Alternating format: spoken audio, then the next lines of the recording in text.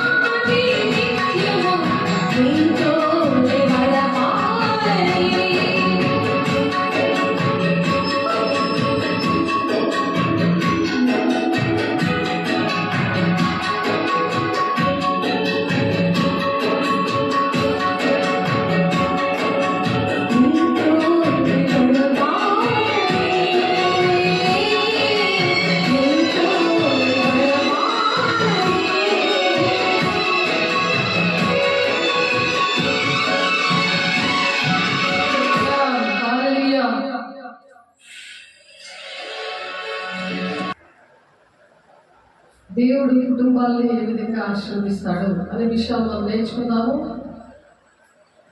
ఏంటి చెప్పండి? దేవుడు ఈరోజు కుటుంబాలని ఎలాగ ఆశీర్వదిస్తాడని దేవుడు మాట్లాడుతున్నారు. ఈరోజు కుటుంబాలు ఆశీర్వాదకరంగా ఉంటేనే మనం దేవుని రాజ్యానికి వెళ్తాం, దేవుని రాజ్యాన్ని వాళ్ళు నడిపిస్తాం. కానీ వాళ్ళు నడవకపోతే వాళ్ళ ఇష్టం అది. కానీ మన బాధ్యత ఏంటంటే నడిపించవలసిన బాధ్యత ఉంది. ఇక్కడ యోసేపు గారు అలాగే దేవుని పిల్లల్ని అంటే తన కుటుంబాన్ని రక్షించే బిడ్డగా చిన్నప్పటి నుండి కూడా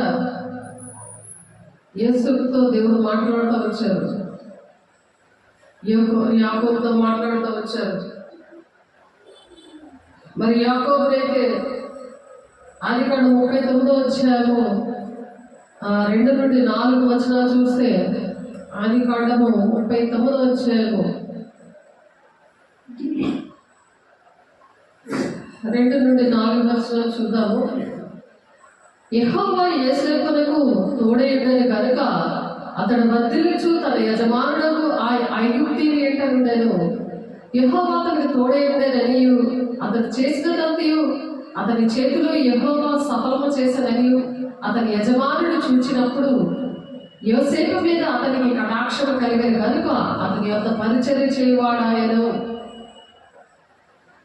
యోసేపుకి మరి దేవుడు తోడై ఉండి నడిపించినప్పుడు మరి తన పరిచర్య చేస్తున్నప్పుడు అతను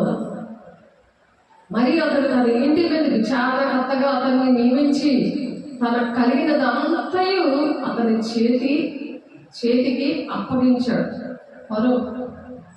ఫరోకి కలొస్తుంది. ఫరో హిందువుడు, తను దేవుడు అంటే తెలియదు. కానీ యోసేపు దీవెనను బట్టి యోసేపును బట్టి ఫరో దగ్గర తన పని చేస్తున్నందుకు, తన పరిచారకుడిగా ఉన్నందుకు తన కుటుంబము ఆశీర్వాదకరంగా దేవుడు చేశాడు. యాకోబు కుమారుల్లో లాస్ట్ బిడ్డ. తను చిన్నప్పటి నుండి దేవుడు మాట్లాడుతూ వచ్చాడు. ఎన్ని శ్రమలు వచ్చినా తను తట్టుకొని దేవునితో ఉండి దేవుడితో కలిసి మనం జీవించినప్పుడు ఎటువంటి పరిస్థితుల నుండి అయినా దేవుడు జయం అనేది ఆ కుటుంబానికి ఇస్తాడని దేవుడు యోసేపు సాక్ష్యం ద్వారా దేవుడు మాట్లాడుతున్నారు. దేవుడు నా జీవితంలో కూడా చిన్నప్పుడే నన్ను ఎంచుకున్నారు, అది నాకు తెలియదు. కానీ నామకార్థమైన జీవితం నాకున్నప్పుడు దేవుడు వాక్యంతో నా జీవితాన్ని కట్టి నన్ను ఈ స్థితిలో నిలబెట్టాడు. అనేక కుటుంబాలకి దీవెనకరంగా ఆశీర్వాదకరంగా ఆయన పిలుపు దర్శనానికి తగినట్లు నేను జీవించినప్పుడు ప్రతి ఒక్క బిడ్డకి కూడా ఒక పిలుపు దర్శనం అనేది ఉంటుంది. వేసే శరీరంలో అవయవాలుగా వేసే శరీరము సంఘము అనమాట. స్వరక్తం ఇచ్చి కొన్నాడు ఆయన. అపోస్తల కార్యము 20వ అధ్యాయంలో ఉంటుంది అన్నమాట. అపోస్తల కార్యము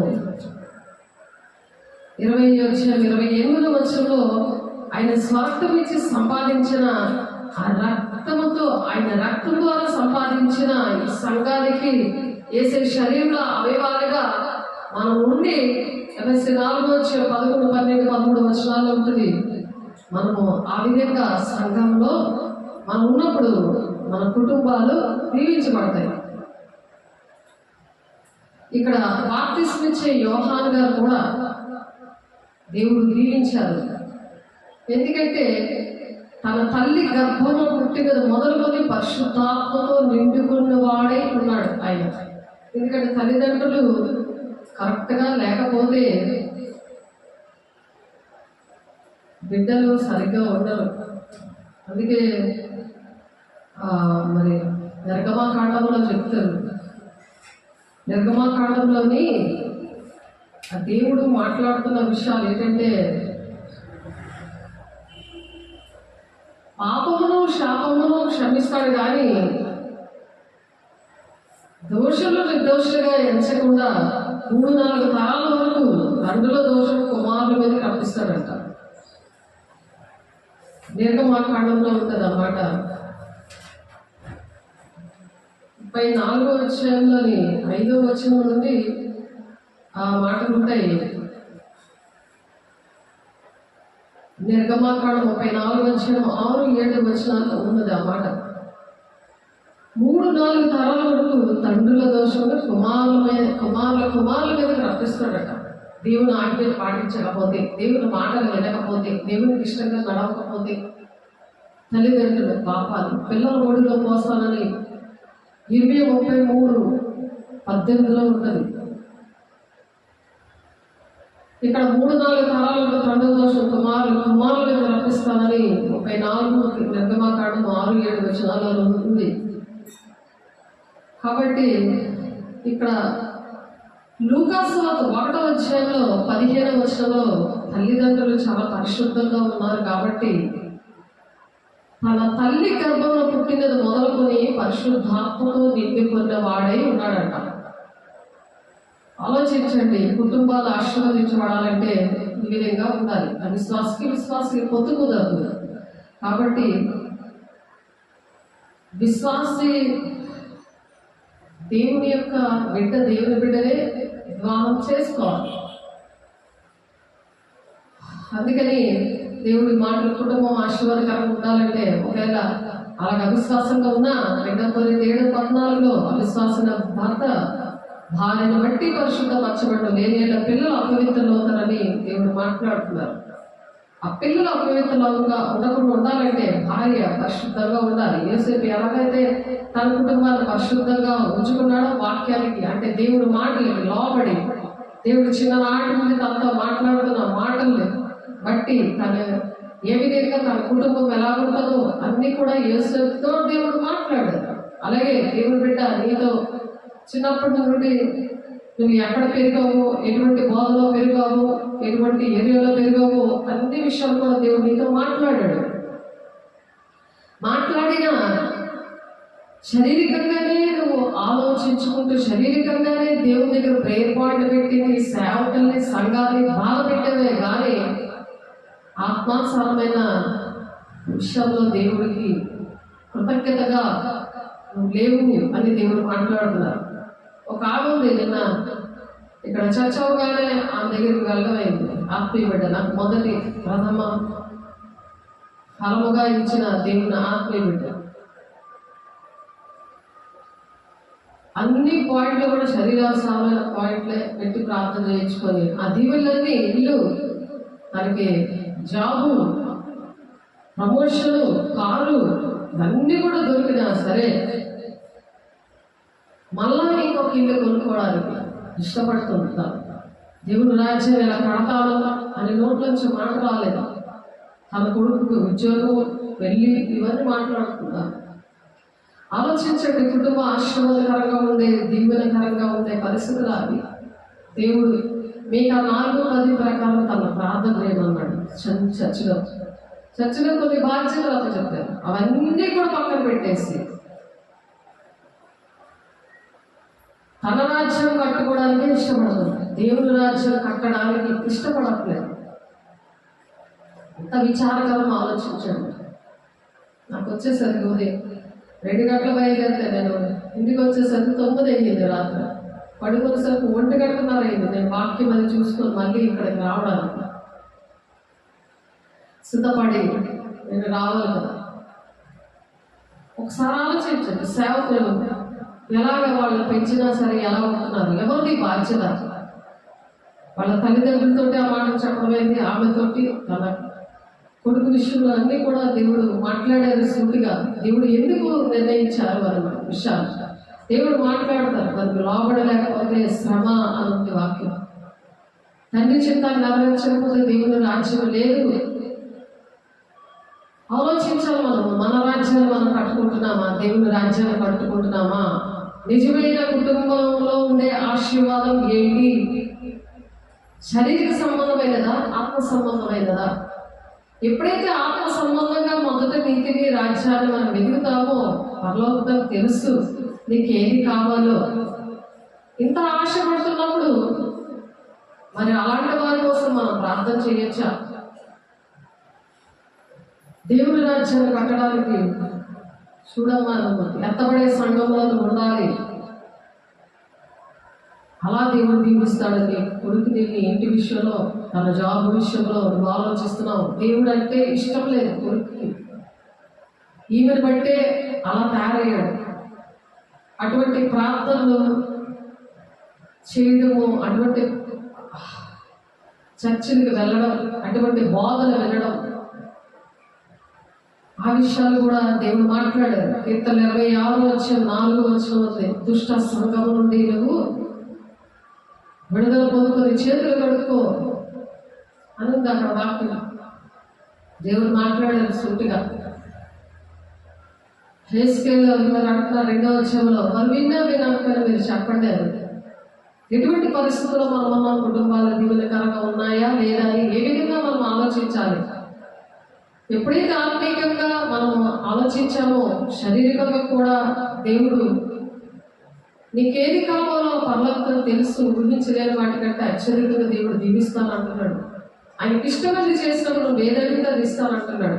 ఎందుకంటే మనం రారాజు బిడ్డలం, రాకుమార్తెలుగా రాకుమారులుగా ఉండే జీవితాలను దేవుడు మనకిచ్చాడు. ఇక్కడ బాప్తిస్మం ఇచ్చి యోహాను కోసము ఇక్కడ లూకా గారు రాస్తున్నారు. 1వ అధ్యాయము 15 తన తల్లి గర్భంలో పుట్టినది మొదలుకొని పరిశుద్ధాత్మతో నిండుకున్న వాడై, ఎప్పుడైతే ఇటువంటి బిడ్డలు కంటామో ఆత్మీయంగా వాళ్ళు దేవుని రాజ్యాన్ని కట్టడానికి ఇష్టపడతారు. వాడు ఏ ఉద్యోగం చేసినా అక్కడ దేవుని బిడ్డలను రక్షిస్తారు. దేవుని సన్నిధికి, దేవుని రాజ్యాన్ని కట్టడానికి సహకారులుగా ఉండి, సహకారుల పేర్లు జీవగ్రంథంలో ఉంటాయి అని పౌలు గారు ఫిలిప్పీయులకు రాసిన పత్రిక 4:3 చెప్తున్నారు. మనం సహకరించగలుగుతున్నామా? దేవుడు మనల్ని దీవిస్తున్నాడు అంటే ఆయన కృపను బట్టి దీవిస్తున్నాడు. కానీ మనం ఎలా ఉంటున్నాం? మన శక్తిని, మన ఆరోగ్యాన్ని, మనకిచ్చిన డబ్బుల్ని దేవునికి సమర్పించాలి. మనకు కలిగిందంతా దేవునికి సమర్పించినప్పుడు దేవుడు ఆ విధంగా వాడుకుంటాడు. సమర్పించడానికి ఇష్టం లేదు. ఏది సమర్పించడానికి ఆ కుటుంబానికి ఇష్టం లేదు. అప్పుడు దేవుడు అండర్లో ఎలా ఉంటారు? దుష్టుడు అండర్లో ఉన్నట్టు దేవుడు చూపించారు. అలాగే వాళ్ళు నడుస్తున్నారు. మరి చెప్పి రావడం జరిగింది ప్రార్థన చేసి. ఎవరైనా ఇంటికి వెళ్ళి శుభమని చెప్పమంటున్నారు, దీవించి రమ్మని చెప్తున్నారు. మొత్తం 10వ ఉంటుంది ఆ మాటలు. వాళ్ళకి యోగ్యత అయితే అక్కడ ఆశీర్వాదాలు నిలబడతాయి, లేకపోతే అది మనకే వస్తాయి. ఆ విషయం కూడా చెప్పి రావడం జరిగింది. కాబట్టి అటువంటి కుటుంబాలు ఎంతమంది ఉన్నారో ఒకసారి ఆలోచించండి. మా కుటుంబాలు ఎలా ఉన్నాయి? మేము ఆశీర్వాదకరంగా ఉంటున్నామని భ్రమలో ఉంటున్నారా? భ్రమపరిచే ఆత్మది లోకము, దేవుడి భూ సంబంధం వెతుక్కుంటూ, భూ సంబంధమైనవన్నీ స్టోర్ చేసుకుంటూ ఇంటి నిండగా ఏమి తింటున్నా, ఏమి త్రాగుతున్నా, ఏమి కూర్చుంటున్నా అనే చింత. ఆ ధనవంతుడు ఏ విధంగా అంటుంటే నాకేమీ ఇంకా లోటు లేదు అన్నట్టుగా ఎలా ఉన్నాడో అలా ఉంది అనుకుంటున్నాడు. ఈరోజు దేవుడు నీ ప్రాణం అడుగుతున్నాడు, నువ్వు ఎక్కడ ఉంటావు అని దేవుడు అడిగాడు కదా ధనవంతుడు. నా ప్రాణమా, తినుము, త్రాగుమా, సుఖించుమా అని అంటుంటే దేవుడు ఒక మాట అడుగుతాడు. ఈరోజు నేను నీ ప్రాణాన్ని అడుగుతున్నాను, నువ్వు ఎక్కడ ఉంటావు అని అడిగాడు. అలా ఉంది ఆ జీవితం. ఏ సంగమా, సావిత్రిక సంగమా, ఎత్తబడే సంఘంలో మనం పెళ్లి కుమార్తె సంఘంగా మనం వెళ్ళిపోతే అవన్నీ కూడా ఏదైతే శ్రమల దినాలలో ఎవరైతే విడబడతారో అటువంటివన్నీ వాళ్ళు అనుభవించుకుంటారు, మనం అనుభవించము. ఎప్పుడైతే అటువంటి ఆలోచనలతో ఉంటామో వాళ్ళతో పాటు మనం కూడా ఉండిపోతాం. యుగాలు ఉండేది దేవుడితో, కానీ ఇవన్నీ లైవ్ అయిపోతాయి. కొత్త ఆకాశం, కొత్త భూమి వస్తుంది. ఆకాశం, ఈ పాత ఆకాశం, భూమి పరిగెడుతుంది ఉంది వాక్యం. దేవుడి సింహాసనం దగ్గర దేవుడు దిగువ చేస్తున్నప్పుడు యెరూషలేము పట్టణాన్ని, నూతన యెరూషలేము దిగి వచ్చుచున్నదని పెళ్లి కుమార్తె సంఘంతో 7 ఏళ్ళ శ్రమ దినాలు అయిపోయిన తర్వాత ఎత్తబడిన పెళ్లి కుమార్తె సంఘంతో ఆయన దిగి వచ్చినప్పుడు రొమ్ము కొట్టుకుంటారు. ప్రతి ఒక్కరూ దేవుని ప్రతి నేత్రం ఆయన చూస్తుంది. రహస్య రాకడలో ఎవరు చూడరు. ఎందుకంటే జ్ఞానేంద్రియాలు ఎవరికి ఉన్నాయో వాళ్ళు చూస్తారు. సిద్ధపడిన ఐదుగురు కన్యకులు చూస్తారు. ఐదుగురు కన్యకలాగా ఉన్నావా, బుద్ధి లేని కన్యకలాగా ఉన్నావా, ఐదుగురులాగా మిగిలిపోయి 7 శ్రమ దినాల్లో అప్పుడు తెలుసుకుంటావా, అప్పుడు సిద్ధపడతావా, అప్పుడు వాక్యానికి లోబడతావా, ఆశీర్వాదకరంగా కుటుంబంగా ఉంటావా అనే దేవుడు ఎంత వేదనతో మాట్లాడుతున్నాడు. ఏ ఒక్కరూ నశించుకోవడం ఇష్టం లేక ఆయన ప్రాణం పెట్టాడు మన కోసం. బలమైన వాక్యమును నేర్పించి దేవుడు కడుతుంటుంటే, జీవితాలు కడుతుంటుంటే అది ఎందుకు కట్టాడో కూడా జ్ఞానం లేని పరిస్థితి.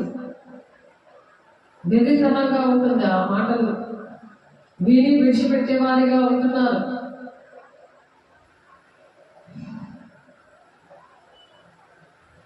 కాబట్టి ఇక్కడ బాప్టిస్మం ఇచ్చే యోహాను గారి సాక్ష్యం చూస్తే ఆయన చనిపోయినా సరే ఒక సాక్ష్యం ఉన్నాడు. ఆ విధంగా విశ్వాసులు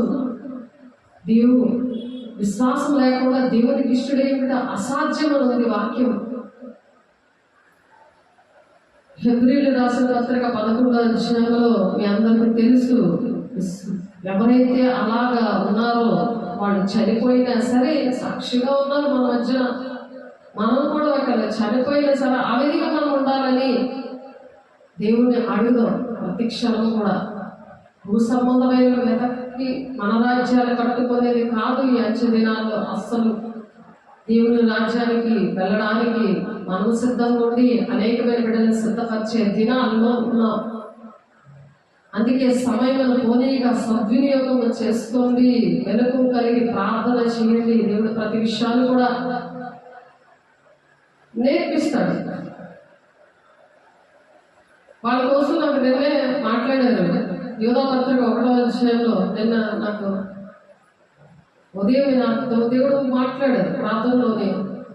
అది స్వరం ద్వారా రిపీట్ మాట్లాడుతుంటే ఆ వాక్యం తెలిసిన వాక్యమే కానీ ఎక్కడ అనేది నాకు తెలియదు. నేను దేవుని అడుగుతూనే ఉన్నాను. ఎప్పుడైనా వాళ్ళ ఇంటికి నేను వెంటనే పిలిచినప్పుడు నేను వెళ్ళాను. చాలా శ్రమలు వస్తాయని దేవుడు చూపించారు వాళ్ళకి. కాబట్టి పిలిచినప్పుడు వెంటనే ఇంటికి వెళ్ళకుండా నేను బయలుదేరిపోయినప్పుడు దేవుడు ఏం మాట్లాడాలి ప్రభు అంటే గౌరవంగా నాకు జ్ఞాపకం చేశాడు. ఆ మాట ఉదయం నాకు ప్రార్థనలో జ్ఞాపకం చేశారు. ఇదే కాలంలో నేను లేచి ప్రార్థన చేసుకున్నప్పుడు వేకు జమలే అప్పుడు దేవుడు మాట్లాడుతుంటే అది ఎక్కడుందంటే యూదా పత్రిక 10వ అధ్యాయము 1వ అధ్యాయం 10వ అధ్యాయం నుండి ఉందన్నమాట. చదువు ఒకసారి. కుటుంబాలు అలా ఉంటాయి, ఎలా ఉంటాయి పరిస్థితులు. వీరైతే తాము గ్రహింపని విషయములను గూర్చి దూషించువారే, వివేక శూన్యములకు మృగముల వలె వేటిని స్వాభావికంగా ఎరుగుదులో వాటి వల్ల తమను తాము నాశనం చేసుకొనిచున్నారు. అయ్యో వారికి శ్రమ, వారు కయ్యను నడిచిన మార్గమున నడిచిరి, బహుమానము పొందవాలని విరాము నడిచిన తప్పు త్రోవలో ఆతురముగా పరిగెత్తిరి, పోరాటం చేసినట్లు తిరస్కారము చేసి నశించిరి. వీరు నిర్భయంగా మీతో సుభోజనము చేయించు తమను తాము నిర్భయముగా పోషించుకొనుచు మీ ప్రేమ విందుల్లో దొంగబెట్టుగా ఉన్నారు. మీరు గాలి చేత ఇటువట్టు కొట్టుకొని పోవు నిర్జల మేఘములుగాను, కాయలు రాగి ఫలములు లేక 2 మూలలు చచ్చి వేళతో పికలింపబడిన చెట్లుగాను. 2 మార్లు చచ్చిపోయింది ఆ చెట్టు. ఆ మనిషికి అంటే 2 సార్లు మాల్మోస్ లేకుండా దేవుని విరుద్ధంగా జీవించిన పరిస్థితులు అయిపోయాయి. మళ్ళీ దేవుడిని క్షమించి మళ్ళీ నిలబెట్టడం జరిగింది. కాయలు బస్సులో వెళ్తుంటే ఫలాలు అక్కడ ఫలాలు బయటికి పారేసినట్టు దేవుడు చూపించారు. చెట్టు ప్రకటించినట్టు కూడా ఆయనకు చూపించారు. సాతానుడు ఏం బోధించాడు? ఈ చర్చకి నేను వెళ్ళకూడదు, ఇక్కడ కూడా నన్ను పెరిగేశాడు అదేసి బోధించాడు. వాడు నువ్వు దేవుడు నీకు ఏ పని అప్ప చెప్పాడో, ఇక్కడ ప్రార్థన ప్రసవేదన కలిగి ప్రార్థన చేయని ప్రార్థన వారు ఇచ్చాడు. ఆమెకి దేవుడు అభిషేకించి ఆ పని మానేసి సంఘంలో ఒక స్తంభంగా ఉండి దేవుడు పని చేయాలి అని అప్పచెప్పారు, కానీ ఆ పని చేయలేదు, ఏ రోజు చేయలేదు. స్టార్టింగ్ నుండి సేవ స్టార్టింగ్ లో ఇచ్చారు. ఇద్దరు ఇంట్లో ప్రార్థన చేసినప్పుడు పరిశుద్ధాత్ముడు ఆవరించేవాడు, ఆవరించి అక్కడ బల్లారాధించి పంపించేదాన్ని. అలాగా నాకు సంఘము దేవుడు ఇచ్చారు. సువార్త తర్వాత సంఘము, 5-6 పరిచర్యలు, తర్వాత సంఘము నాకు సొంతంగా ఇచ్చారు. సేవ అంతా కూడా దేవుడు ఎఫెసీ 4, 11, 12, 13 ప్రకారము ఆ 5 పరిచర్యలు, మరి ప్రతి ఒక్క సంఘములో కూడా ఆత్మీయ బిడ్డలకు బాప్తీసాలు ఇచ్చేవాడు వారు అలాగా పని చేశారు. సువార్తికులుగా, ప్రవక్తలుగా, ఉపదేశకులుగా, కాపరులుగా, బోధకులుగా మీరు ఉంటారని వాళ్ళతో మాట్లాడారు.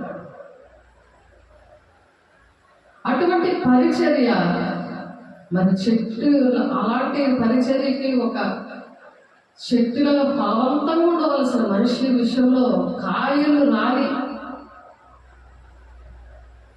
ఫలములు లేక 2 మార్లు చచ్చి వేళ్లతో పెగలింపబడిన చెట్లుగా ఉన్నారు అని ఆ కుటుంబం కోసం మాట్లాడారు. తమ అవమానం నురుగు వెళ్ళగొట్టుకున్న వారే సముద్రమిక ప్రచండమైన అల్లగాను, మార్గము తప్పి తిరుగు చుక్కలుగాను ఉన్నారు. చుక్కలే దేవుడు ఏర్పాటు చేసుకున్న నక్షత్రాలే అనేక మందికి దేవుడు మార్గంలో నడిపించి ఆకాశంలో ప్రకాశించి జ్యోతులుగా ఉండవలసిన వాళ్ళు మార్గం తప్పిన చుక్కలుగా ఉన్నారు. ఆవిడ వల్ల చాలా మంది, చాలా కుటుంబాలు, అటువంటి కుటుంబాలు ఆ విధంగా చర్చిలో నాకు కుటుంబంగా ఉండవలసిన వాళ్ళు పాడైపోయారు. ఆమె కోసం ప్రార్థన చేస్తే ఆ చీకట్లో వాళ్ళేవి కూడా చేసేది. సరాలోచించండి, సంపూర్ణమైన భక్తి, మాన్యతైన భక్తి లేనప్పుడు సరి చేసుకుని కృపాసింహాసనం అనే బలారాధన దగ్గర తను తాను విమర్శించుకుంటూ వేసే శరీర రక్తం తీసుకొని యోహాను 6:53-55 వేసే గుణాలు ఉన్నాయి. ఆ గుణాలు సంపాదించుకొని అప్పుడు ఇతరుల కోసం ప్రార్థన చేయాలి. అందుకే దేవుడు క్లియర్గా చెప్పారు, సంపూర్ణమైన భక్తి కలిగి ఉండి తిమోతి గారికి రాస్తున్నాడు. పౌలు గారు తిమోతి పత్రికలో ఉంది ఆ మాట, మీ అందరికీ తెలిసిన విషయం. అది నెమ్మదిగా మనం సుఖంగా బ్రతకాలంటే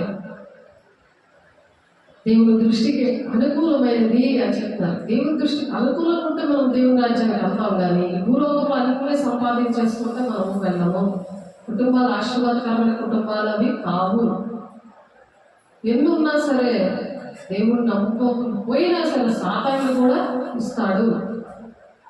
సాతానే కుడిభుజంగా ఉండి నడిపిస్తున్నాడని అప్పుడే 3-4 సార్లు చూపించారు ఆ విషయాలు.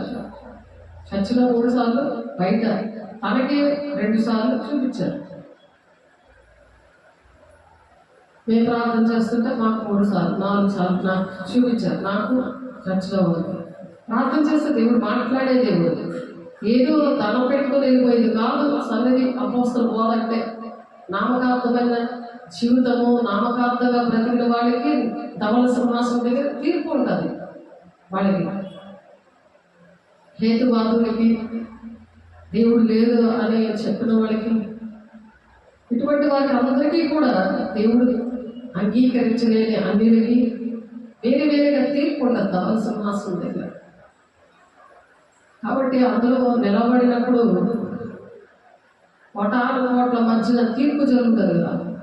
ఆ తీర్పును బట్టి అక్కడ దేవుని రాజ్యమా నరకమా అనేది అక్కడ నిర్ణయిస్తాడు దేవుడు. అందరి మధ్యలో కూడా తమ అవమానం నురుగుగా వెళ్ళగొట్టుకున్న వారే సముద్రమిక ప్రచండమైన అలలుగాను, మార్గము తప్పి తిరుగుచున్న చుక్కలుగాను ఉన్నారు. వారి కొరకు గాఢాంత కాలము నిరంతరము భద్రము చేయబడి ఉన్నది. ఎస్కేల్ 3:18 మాట ఉంటుంది, నువ్వు హెచ్చరిక చేయకపోతే ఆ ప్రాణానికి నువ్వే ఉత్తరం మాదివి అంటున్నాడు దేవుడు. ఆ మాటలు నేను చెప్పి రావడం జరిగింది. నేను మనుషులు సంతోషపెట్టగోరుతున్నానా, నేను దేవుని సంతోషపెట్టగోరుతున్నాడా అని అడిగారు పౌలు తన పరిచర్యలో. ఎందుకంటే పౌలు గారు అపోస్తల బోధలో దేవుడు నన్ను పెంచుతున్నాడు కాబట్టి నేను అలా చెప్పగలడానికి దేవుడు సహాయం చేశాడు. దేవునికి ఎన్నో కోటాలు వందనాలు చెల్లిస్తున్నాను. తల్లి గర్భంలో పుట్టినది మొదలుకొని పరిశుద్ధాలతో నిండుకున్న వాడే. ఈయన ఏం చేశాడు? ఈయన బాప్తిస్మిచ్చే యోహాన్ గారి కోసం సాక్ష్యము వచ్చింది. కడుపులో బీజమే చాలా పరిశుద్ధాలతో నింపబడిందంట తల్లి గర్భంలో. అతడు ప్రభు దృష్టికి గొప్పవాడే, ద్రాక్షారసమైనను మధ్యమైనను త్రాగకుండా ఉన్నాడట. ముందుగానే దేవుడు చెప్పారు అతని కోసం. అలాగే బిడ్డల్ని శారీరకంగా కనాలి, పెళ్ళిళ్ళు చేసుకోవాలి. అలా తల్లిదండ్రులు నిత్యము తల్లిదండ్రులు మరి జకర్యా ఎలిజబెత్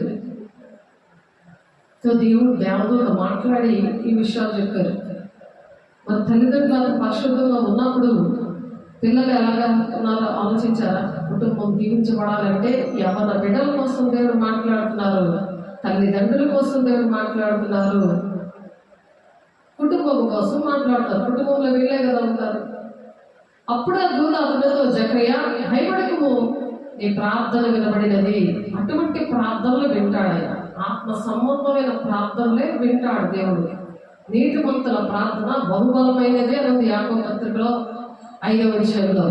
అది పాపక్షాపం ఇస్తుంది, విడుదలిస్తుంది, ఆరోగ్యం ఇస్తుంది, రక్షణ ఇస్తుంది అని ఉంటుంది అక్కడ.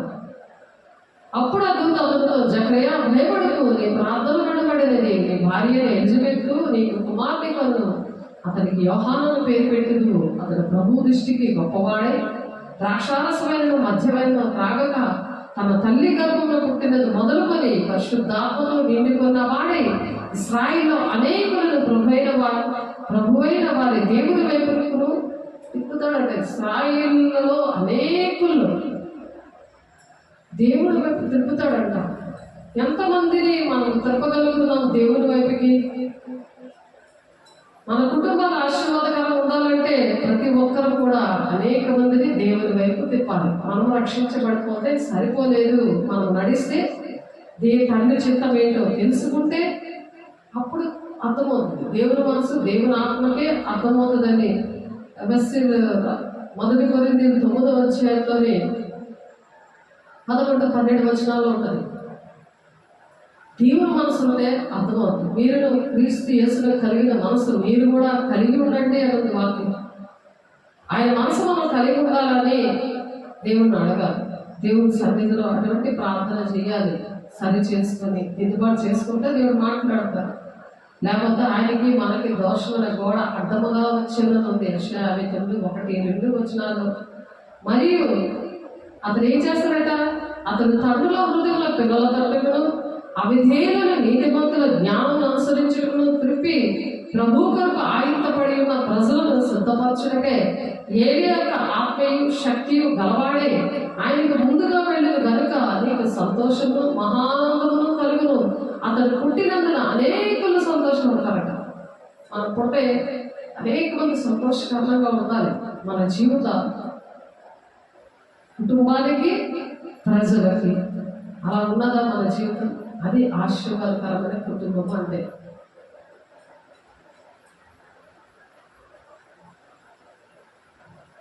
కాబట్టి ఆయన ఏంటంటే దేవుని మార్గాన్ని సిద్ధపరచాడు. దేవుని రాజ్యానికి వెళ్ళడానికి అనేక మందిని దేవుని రాజ్యాన్ని నడిపించడానికి ఉపయోగపడ్డాడు. మనం అలాగా ఉండాలని దేవుడు ఆశపడుతున్నారు.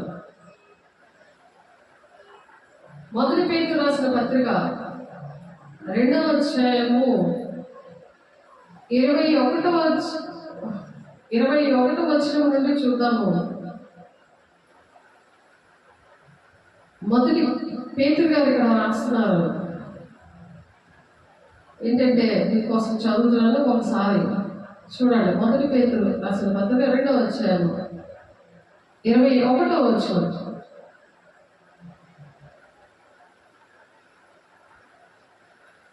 ఇందుకు మీరు పిలువబడింది. మనం దేనికి పిలవబడ్డామో ఇక్కడ దేవుడు మాట్లాడుతున్నారు. క్రీస్తు కూడా మీ కొరకు బాధపడి మీరు తన అడుగు జాడలేదు నడుచుకున్నట్లు మీకు మాదిరి ఉంచిపోయాను. ఆయన ప్రాణం పెట్టి వెళ్ళిపోయాడు. ఆయన అలా మనం కూడా ప్రాణం పెట్ట బద్దులమై ఉన్నామని వాక్యం చెప్తుంది. 1 యోహాను 5వ అధ్యాయం 17, 18 వచనాల్లోనే, దాని కింద వచనాల్లోనే మరి యోహాను పత్రికలోనే ఉంటుంది ఆ మాట. యేసయ్య దేవుడు మన కోసం ప్రాణం పెట్టాడు. మనం దేవుడి మూలంగా పుట్టిన వాళ్ళని ఎరుగుదము, కానీ దుష్టుడు పుట్టకుండా మనల్ని మనం భద్రం చేసుకోవాలి. భద్రం చేసుకొని ఏం చేయాలి? మనం కూడా దేవుడు మన కోసం ప్రాణం పెట్టాడు, కానీ మనం కూడా ప్రాణం పెట్ట బద్దులమే ఉన్నామంట. ఇంట్లో ఫుల్గా చీకట్లు ఏంటి అన్నట్టు దేవుడు చూపించారు. మరణంతో ఏలుబడి చేస్తుందని చూపించారు. గడసర్పం అక్కడ ఏలుబడి చేస్తుందని చూపించారు వాళ్ళకి. అందుకని నన్ను ఆహ్వానించారు ఆ ఇంట్లో, నన్ను రమ్మని పిలిచారు. వెళ్ళి ప్రార్థన చేసి చక్కగా దేవుడు మాటలు చెప్పి ప్రార్థన చేసి వచ్చాను. ఇంటికి వెళ్ళకుండా వెంటనే, నువ్వు రామ్మ ఇక్కడ ప్రార్థన చేస్తాను, మీరు రండి ఇక్కడ ప్రార్థన చేస్తాను, చర్చికి రమ్మంటే చర్చికి రావడానికి టైం లేదంట. సరే నేనే వస్తున్నాను, ఇప్పుడు రమ్మంటే నేను ఇప్పుడు వస్తాను, మీరు చర్చికి రమ్మంటున్నారు ఏంటంటే అని అడుగుతున్నాను. దేవుడు చర్చికి రమ్మన్నారు. అక్కడ సరి చేసుకుంటే దేవుడు విడిపిస్తారు. మీరు దేవుని దగ్గర ప్రార్థన చేసుకున్నప్పుడు నేను ఏకీపిస్తాను, దేవుడు అక్కడ విడిపిస్తారు, చర్చిలోనే విడిపిస్తారు, అప్పుడు మీకు విడుదల వస్తుంది అని అంటే తిరుగుబాటు చేసే మాట్లాడినప్పుడు దేవుడు చెప్పారు, నేను చెప్తున్నాను, ఒకవేళ నన్ను రమ్మంటే నేను వస్తాను, అక్కడే నేను ప్రార్థన చేస్తాను అంటే అయితే బయలుదేరండి అనగానే వెంటనే నేను బయలుదేరిపోయాను. చూడండి, దేవుని బిడ్డల్ని రక్షించడానికి దేవుని ఒక వాక్యం ఎలా కట్టిందో, నన్ను ఎలా నిలబెట్టిందో.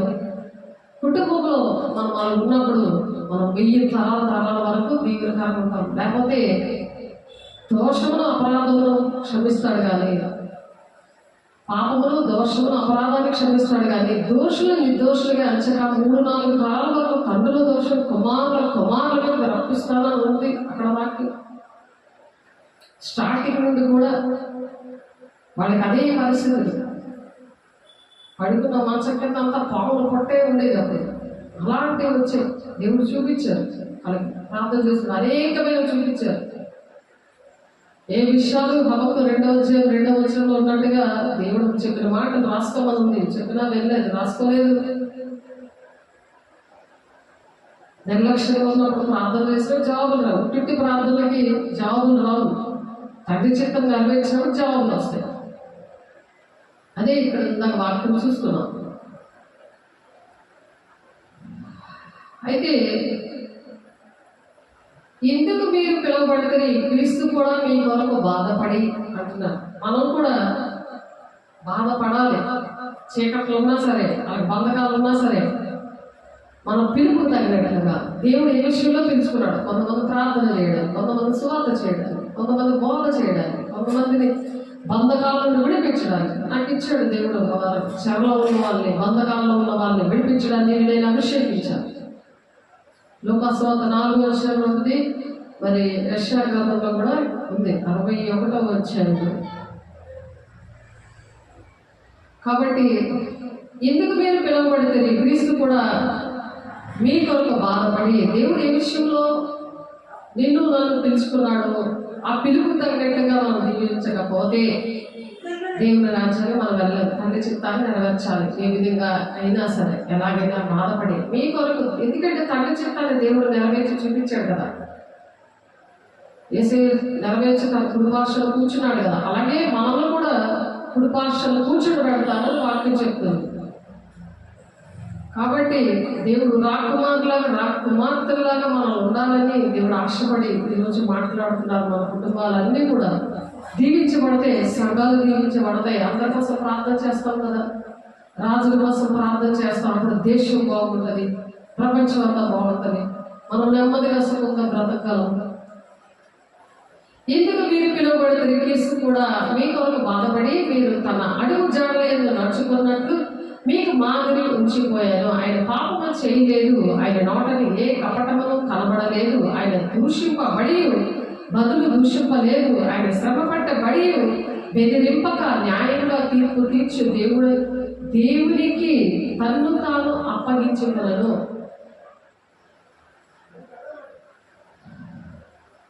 ఆయన దూషించబడినా సరే బదులు దూషించలేదు. యేసయ్య ఎంత దూషించాలో, ఎంత హింసించాలో, ఎన్ని మాటలు శాస్త్రుల పరిశీలన, సద్దుకయ్యులు, ధర్మశాస్త్రోపదేశం అన్నీ తెలుసని చెప్తారు కానీ వాళ్ళు చెయ్యరు. వాళ్ళు అలా దూషించారు, దేవుణ్ణి శ్రమ పెట్టారు, బెదిరించారు, న్యాయంగా తీర్పు తీర్చి దేవునికి తను తాను అప్పగించుకున్నాడు. అలాగే దేవునికి మనం అప్పగించుకోవాలి. మనకున్న సమస్తాన్ని కూడా, కుటుంబాన్ని, ఆస్తిని, మన ప్రాణాన్ని, దేహాన్ని, సమస్తాన్ని కూడా దేవుడికి అప్పగించుకున్నప్పుడు తండ్రి చిత్తము దేవుడు మన పట్ల నెరవేరుస్తాడు. ఏ విధంగా అయినా మనం చేయగలం. సాతాను ఎప్పుడు కూడా నువ్వు చేయలేవు, నీ వల్ల అవ్వదు అని అంటాడు. కానీ మనం దేవుడిని లోబడి దుష్టుని ఎదిరిస్తే వాడు మన దగ్గర పారిపోతాడు. ఒక 4 ఏళ్ళు మనము పాపము విషయమే చనిపోయి నీతి విషయమే జీవించినట్లు ఆయన తానే తన శరీరం మన పాపములను మాను మీద మోసుకొనెను. ఆయన పొందిన గాయముల చేత మనం స్వస్థతను పొందితిమి. ఆ గాయాల వల్లనే మనకి యేసు రక్తంలో ప్రతి పాపము విడుదల వస్తుంది. అంటే స్వస్థ బుద్ధి వస్తుంది, స్వస్థత కూడా వస్తుంది. మీరు గొర్రెలు వలె దారి తప్పిపోతుంది, కానీ ఇప్పుడు మీ ఆత్మల కాపరియు అధ్యక్షుడైన ఆయన వైపునకు మీరు మళ్ళీ ఉన్నారు. తప్పిపోయిన గొర్రెలని దేవుడు ఎలా తీసుకొచ్చారో, వీటికి 99 గొర్రెలు పక్కన పెట్టి ఆ గొర్రెను మెడ మీద వేసుకొని తీసుకొచ్చాడు దేవుడు తప్పిపోయిన గొర్రె పిల్లని. అలాగా మనం రక్షించిన బిడ్డలే, బాప్తిస్మిచ్చిన బిడ్డలే దగ్గరికి అలాగా వెళ్ళాలని దేవుడు నన్ను తీసుకెళ్ళారు. ఆయన ఇష్టం ప్రకారం తీసుకెళ్ళి శాంతిగా తీసుకొచ్చాడు. మరి అక్కడ చక్కగా ప్రశాంతత ఇచ్చి, సమాధానం ఇచ్చి దేవుడు తీసుకొచ్చారు. అందరూ కూడా దేవుడు కోటాను వందనాలు చెల్లిస్తున్నాను. ఆ కుటుంబం తండ్రి చిత్తాన్ని నెరవేర్చాలని దేవుడు నేను ఎంతో ఆశపడుతున్నాను. కాబట్టి ఆన్లైన్లో ఉన్న వాళ్ళు, ఆఫ్లైన్లో ఉన్న వాళ్ళు కూడా ఆ కుటుంబం కోసం ప్రార్థన చేయండి. ప్రార్థన పనులు దేవుడి రాజ్యాన్ని వెళ్తారు. మనుషులందరి కోసం ప్రార్థన చేస్తున్నారు. దేశం కోసం, అందరి కోసం ప్రార్థన చేసిన దేవుడి రాజ్యంలో తప్పకుండా ఉంటారు. సంపూర్ణమైన భక్తి, మాన్యతైన భక్తి చేయాలి. దానికి దేవునికి దృష్టిలో అనుకూలమైనది అన్నమాట. అలా ఉండాలని దేవుడు ఆశపడుతున్నారు. అటువంటి పిలుపు దేవుడు ప్రతి ఒక్కరికి ఇచ్చారు. అది గమనించుకోవాలి. ఎవరైతే దేవుడు మన కోసం ప్రాణం పెట్టాడు, ఆయన నిజమైన దేవుడు అని నమ్ముతారో వాళ్ళు కంపల్సరిగా ఆ పని చేసినప్పుడు దేవుడు రాజ్యం వెళ్తారు. లేకపోతే నమ్ముకున్నాం కదా అంటే వెళ్ళరు. వాళ్ళు వెళ్ళరు. తండ్రి చిత్తాన్ని నెరవేర్చాలి. తండ్రి చిత్తం అది, ఆయన పిలుపు అది. ప్రతి ఒక్కరిని ఆ విధంగా పిలిచారు కాబట్టి ఆ విధంగా ఉండాలని దేవుడు మాట్లాడుతున్నాడు. సియోను కుమార్తె అని ఆవిడ పిలిచారు. ఎందుకంటే మనందరూ కూడా సియోను కుమార్తెలమే. సియోను కుమార్తె ప్రసవ వేదన పడి బిడ్డల కళ్ళప్పుడు నీ శత్రువులను విడిపిస్తారని మీకు 4:10 ప్రకారం ఆమెతో మాట్లాడారు దేవుడు. మరి ఇర్మియా 4:4 సియోను చూచినట్లు ధ్వజం ఎత్తుడి. సియోను చూచినట్లు దేవుని పని ఆ శత్రువులను విడుదల పొందుకోలేకపోతుంది. సియోను కుమార్తెలకు పని చేయలేకపోతుంది. దేవుని మీద తిరుగుబాటు చేసే స్వభావం కలిగి ఉన్నది. అందుకనే సియోను చూచినట్లు ధ్వజం ఎత్తుడి, పారిపోయి తప్పించుకున్నట్టుకు ఆలస్యం చేయబడి చెప్పుడు యెహోవా నాకు నేను తన దిక్కు నుండి కీడును రప్పించుచున్నాను, గొప్ప నాశనము రప్పించుచున్నాను అని సియోను చూసినట్లు ధ్వజమెత్తుడి అంటున్నాడు.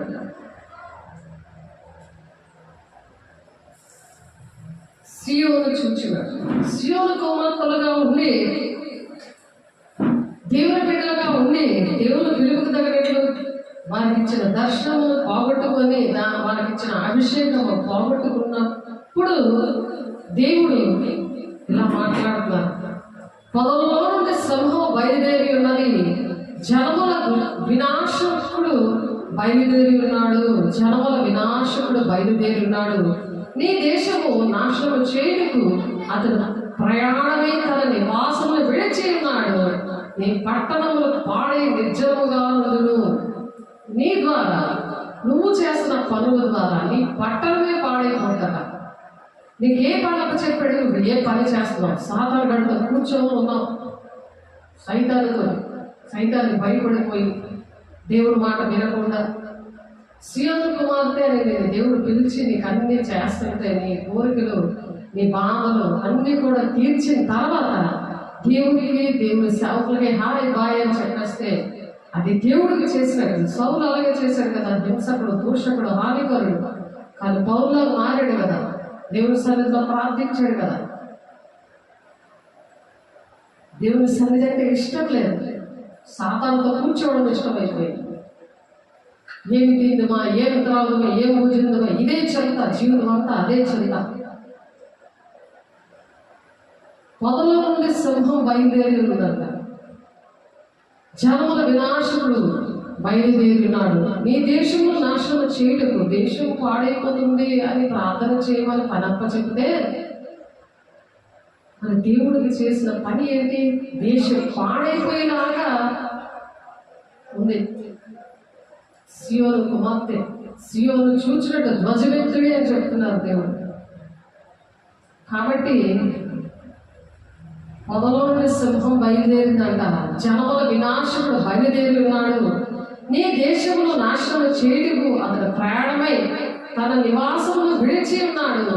నీ పట్టణంలో పాడై నిర్జనముగా ఉండును. ఎందుకై గోనెపట్ట కట్టుకొనిడి, రోదనము చేయడి, కేకలు వేడి, యెహోవా కోపాగ్ని మన మీదికి రాకుండా మానిపోలేదు. మనం ప్రార్థన చేసేస్తే అయిపోదా? దేవుని దగ్గర విధేయత చూపిస్తే, దేవుని దగ్గర ఒప్పుకొని విడిచిపెట్టి దేవుడు ఇచ్చిన పనిలో వస్తే, దేవుడికి తండ్రి చిత్తాలు నెరవేరిస్తే అప్పుడు నీకు విడుదల వస్తుందా? ఆలోచించవా దేవుని సంగమా? ఎవరి విధిబాటు వాళ్ళే చేసుకోవాలి, ఎవరి భక్తి వాళ్ళే చేసుకోవాలి. టీచర్ చెప్తారు కానీ ఎన్ని చదివి ఎగ్జామ్ రాస్తుంది ఏంటి? అలాగే దేవుడు కాపరిగా ఉండి మనకి చెప్తాడు. ఎవరైతే వింటారో వాళ్ళు దేవుడు రాజ్యానికి వెళ్తారు. నాటకాలు ఆడుకొని ఊరంతా తిప్పుకొని వచ్చావనుకో, అంతే బతుకు. ఇక్కడే ఉండిపోతావు. మంచి దినాల్లో ఉన్నాం. 7 శ్రమ దినాలు, ఎత్తబడే గుంపులో పెళ్లి కుమార్తె సంఘంలో ఉండవు. దేవుడు వస్తున్నాడు, సిద్ధంగా ఉన్నావా? నీకోసం దేవుడు వస్తే నువ్వు ఎక్కడ తిరుగుతున్నావు? సాధారణ నాటకాలు ఆడుకొని కూర్చుని ఉంటే ఆడమాట వినుకొని నీ రాజ్యం కట్టుకొని నీ దేహమే దేవుని ఆలయంగా ఉండకుండా అది చీకటమయమే చేసుకొని ఆడి చెప్పిన బాధ వినుకుంటూ అలా టైం వేస్ట్ చేసుకుంటాం. నీ ఆరోగ్యం పాడు చేసుకుంటాం. ఎన్నిసార్లు చెప్పినా గద్దించిన లోబడిన వారికి శ్రమ అని ఉంది వాక్యం. దేవుడు దేనికోసం నేను పిలుచుకున్నాడు? నువ్వు ఎలా ఉన్నావు? అందుకనే గోనెపట్ట కట్టుకొనిడి, రోదనము చేయడి, కేకలు వేయడి, యెహోవా కోపాగ్ని మన మీదికి రాకుండా మానిపోలేదు. అది వచ్చేస్తుంది, జాగ్రత్త.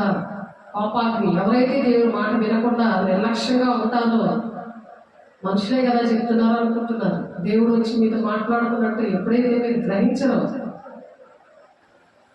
ఆ కోపాగ్ని రాకుండా మానదా కదా, మానిపోలేదు. ఇంకా ఆ కోపాగ్ని ఉంది, దేవుడు కోపాగ్ని. అప్పుడు నువ్వు ఎక్కడ ఉంటావో ఒకసారి ఆలోచించుకో. దేవుని సంగమా, సార్వత్రిక సంగమా, సిద్ధపడతావా? పెళ్లి కుమార్తె సంఘంగా నువ్వు తయారై సిద్ధపడి అనేక మందిని సిద్ధపరచడానికి నేను పిలిస్తే నువ్వు ఏం చేస్తున్నావు, ఎక్కడున్నావు అని దేవుడు అడుగుతున్నాడు. నీ రాజ్యం నువ్వు కట్టుకుంటున్నావా? అన్ని జనులకు ఏమి తిందమే ఏం త్రాగుదమని అవన్నీ స్టోర్ చేసుకుంటున్నావా? దాచుకుంటున్నావా? ధనవంతుల్లా సూది మధ్యలో ఒంటి దూరిపోతుందంట, కానీ అటువంటి వారు దేవుని రాజ్యాన్ని వెళ్ళలేరు. ఇదే యెహోవా వాక్కు. ఆ దినమున రాజులు, అధిపతులు, ఉన్మత్తులందరూ, యాజకులు విభ్రాంతివంతులు, ప్రవక్తలు విస్మయవంతులు, అయ్యో మేము చెప్తున్నా వెళ్ళలేదు, అయ్యో ఇలా జరిగిపోయిందే, దేవుని అగ్ని వీళ్ళ మీద రగులుకుంది, నాశనం వీళ్ళ మీదకి వచ్చింది అని దేవుని మాటలు కాపర్లు, యాజకులు చెప్పిన వినరు, ప్రవక్తలు చెప్పిన వినరు, దేవుడు జరగబోయే సంగతులు ఎలా జరుగుతాయన్నా సరే నిర్లక్ష్యం, తినడం పడుకోవడం,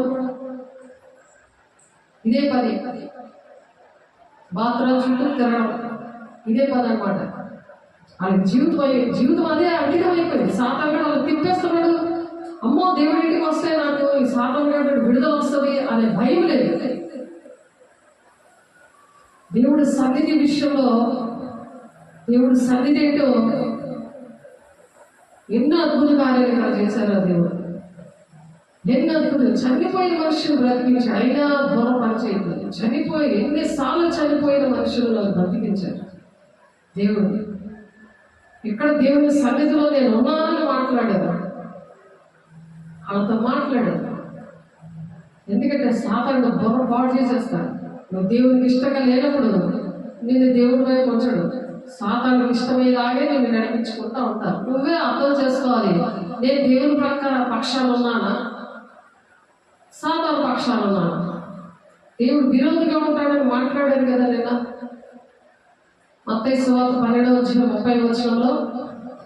ఎవరు మాట్లాడారు? దేవుడి పక్షాలు ఉంటాడు, నీకు విరోధిగా ఉంటాడు. దేవుడు విరోధిగా ఉంటే ఎక్కడికి వెళ్తావు? నరకానికి వెళ్తావు. నేను సాతాను ఇష్టం వచ్చేట్టు తిప్పుకుంటాడు. ఫుట్బాల్లో ఆడుకొని దేవుడి ఇంటికి రానివ్వకుండా చేస్తాడు. అప్పుడు కాయలు రాలి ఫలము లేక 2 మార్లు చచ్చి వేడతో పెకలింపబడి చెట్టుగా ఉండిపోతాం. అయ్యో వారికి శ్రమ అని చెప్తున్నాడు. కయ్యూరు నడిచిన త్రోవలో ఆవిడ నడిచారు అని చెప్తున్నారు. ఇక్కడ మత్తయి సువార్త 12:30 నిన్న మాట్లాడుకున్నాము. అయినా బుర్ర పని చేయట్లేదు. నా పక్షంలో ఉండని వాడు నాకు విరోధి, నాతో కలిసి సమకూర్చిన వాడు చెదరగొట్టేవాడు. నీ వల్ల దేశం పాడైపోతుంది, గ్రామం పాడైపోతుంది. నువ్వు దేవుని పిల్లలు చెదరగొట్టేటట్టున్నావు కానీ దేవుని మార్గాన్ని నడిపించేటట్లేవు. అనేక మంది దేవుని రాజ్యం నడిపించేటట్టు దేవుడు ఉండమని చెప్తుంటే అర్థమవట్లేదు. సాతానుడు నిన్ను ఆడిని నీ పక్షాల నుండి నిన్ను తిప్పుతున్నాడు. ఇప్పుడు దేవుని పక్షాల నుండి దేవుడి మీద నమ్మకం లేదు. దేవుని ఇంటికి వస్తే నన్ను సాతానుడు విడిపించేస్తాడు, నేను అలా తిరగకుండా దేవుని సన్నిధిలో ఉంటాను. నా పక్షాలు ఉండని వాడు నాకు విరోధి, నాతో కలిసి సమకూర్చిన వాడు చెదరగొట్టిన వాడు అంటున్నాడు. ఆయన పక్షంగా ఉండకపోతే దేవునికి విరోధిగా ఉంటావు, దేవునికి శత్రువుగా ఉంటావు. దేవుడికి శత్రువుగా ఉంటే నీకు దేవుడు ఎలా కాపాడతాడు, నిన్ను ఎలా దీవిస్తాడు. కుటుంబాల ఆశీర్వాదకరంగా ఉండాలంటే ఎలా ఉండాలి అనే విషయాలు మనం నేర్చుకుంటున్నాం. నీ కుటుంబం నీ మనవలో నువ్వు బాగుండాలి అనే ఉద్దేశం లేదు. అందుకనే నేను దుష్టుడు ఆ ఊరంతా తిప్పుతున్నాడు. దేవుడికి విరోధంగా ఉంటున్నావు, జాగ్రత్త, సరి చేసుకో. దేవుని మీద నమ్మకం పెట్టుకో. అవిశ్వాసం దేవుని రాజ్యానికి వెళ్ళదు. దేవుని మీద విశ్వాసం ఉంటేనే దేవుని రాజ్యానికి వెళ్తాం. దేవుడు ఒక అడుగు ఇస్తాడు. ఎఫెసీ 4:1 ఆయన శిరస్సు అయినాడు, ఆయన నుండి సర్వ శరీరము చక్కగా అమర్చబడిందంట. తనలో ఉన్న ప్రతి అవయవం తన పరిమాణం చొప్పున పని చేయాలంట. ప్రతి కీలు కలిగిన బలము చేత అతకబడి ప్రేమగా తనకు క్షేమాభివృద్ధి కలుగునట్లు శరీరంలో అభివృద్ధి కలుగు చేసుకుంటుంది. ఈ సంఘం క్షేమాభివృద్ధి జరగాలంటే ప్రతి ఒక్కరూ సంఘంలో పని చేయాలి. పని లేదు, నీ ఇంట్లో పని లేదు, బయట పని లేదు. దేనికి ఆ జీవితం?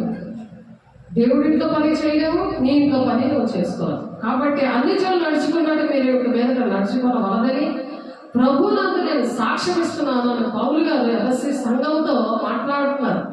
అలా ఎలాగుంటారంట? వారైతే అంధకారమైన మనసు గలవారే, తమ హృదయ కాఠిన్యం వల్ల తమలో ఉన్న అజ్ఞానం చేత, అజ్ఞానం అనమాట, జ్ఞానం లేదు, అది సైతాని జ్ఞానం. ఆ జ్ఞానంతో ఆ జ్ఞానం చేత దేవుని వల్ల కలుగు జీవములో నుండి వేరుపరచబడిన వారై, అంటే దేవునిలో జీవము వాళ్ళ ఒంట్లో ఉండదు. తమ మనసులో కలిగిన వ్యర్థతను అనుసరించి నడుస్తారు. మనసు ఏంటి నడిస్తుంది? నువ్వు ఇలా తిరుగు అనేది అది చెబుతుంటది. ఆ వ్యర్థమైన జీవితం నడుచుకొని ఉంటారంట. వారు సిగ్గులేని వారికి నానా విధములైన అపవిత్రతను అత్యాసక్తిగా జరిగిస్తారంట. అపవిత్రమైన పనులు, చాలా ఆసక్తి అలాంటి పనులు చేయడానికి. తమ్మును తామే కామకత్వానికి అప్పగించుకుంటారట. కామకత్వం అంటే లోకంలో ఉన్న వారికి ఆ అష్టమాటి బాత్రూమ్ చుట్టే తిరుగుకొని ఉంటారు. కామకత్వం ఉంటుంది దానికి.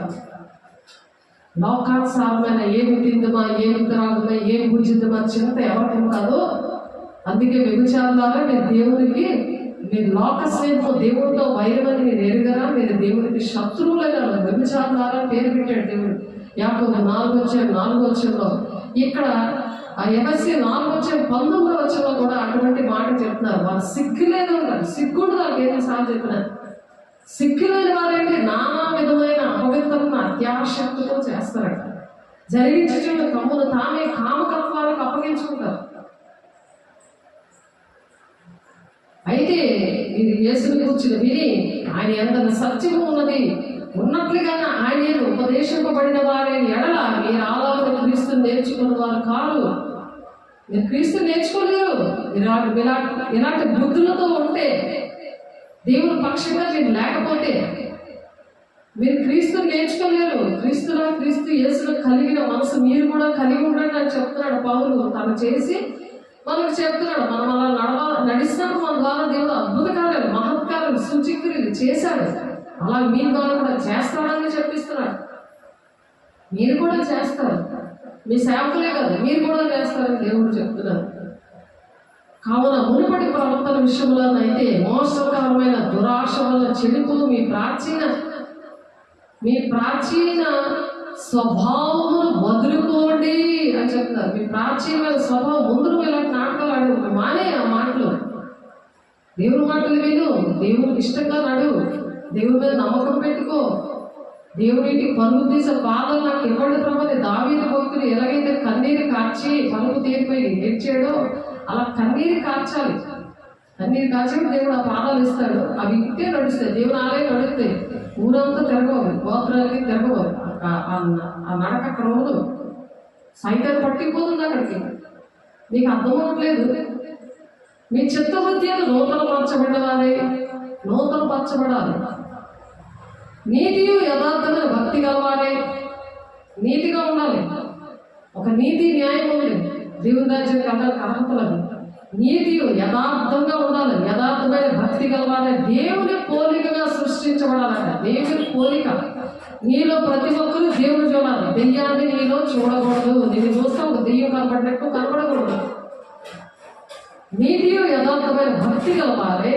దేవుని పోలికగా సృష్టించబడిన నవీన స్వభావాన్ని ధరించుకోవాలి. నవీన స్వభావం, కొత్త స్వభావం. అందరూ ఆశ్చర్యపడిపోదు. ఆ మనిషిని చూడగానే దేవుని రూపము, దేవుని గుణాలు కనిపించాలి.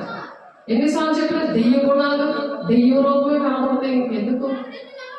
ఎంత దుఃఖపడతాడు దేవుడు. కుటుంబం ఎలాగ ఆశీర్వదించబడుతుంది.